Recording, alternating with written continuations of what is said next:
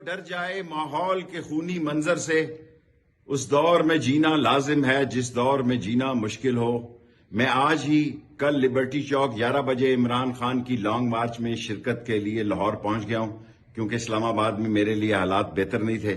ساری قوم سے اپیل کرتا ہوں کہ اس لانگ مارچ کو تاریخی اور حقیقی طور پر اس ملک کی آزادی کا پیش خیمہ بنایا جائے۔ جوش، جذبے، ہمت، تنتنے اور دبدبے سے اس میں شرکت کی جائے۔ میں بھی کل 11 بجے لبرٹی چوک شرکت کروں گا۔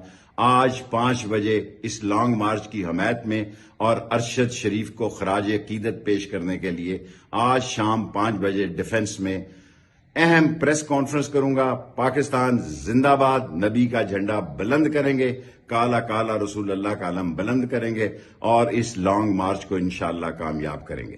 ڈر جائے ماحول کے خونی منظر سے، اس دور میں جینا لازم ہے جس دور میں جینا مشکل ہو۔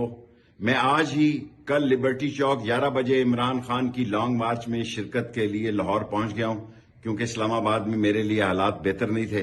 ساری قوم سے اپیل کرتا ہوں کہ اس لانگ مارچ کو تاریخی اور حقیقی طور پر اس ملک کی آزادی کا پیش خیمہ بنایا جائے۔ جوش، جذبے، ہمت، تنتنے اور دبدبے سے اس میں شرکت کی جائے۔ میں بھی کل 11 بجے لبرٹی چوک شرکت کروں گا۔ آج 5 بجے اس لانگ مارچ کی حمایت میں اور ارشد شریف کو خراج عقیدت پیش کرنے کے لیے آج شام 5 بجے ڈیفنس میں اہم پریس کانفرنس کروں گا۔ پاکستان زندہ باد، نبی کا جھنڈا بلند کریں گے، کالا کالا رسول اللہ کا علم بلند کریں گے اور اس لانگ مارچ کو انشاءاللہ کامیاب کریں گے۔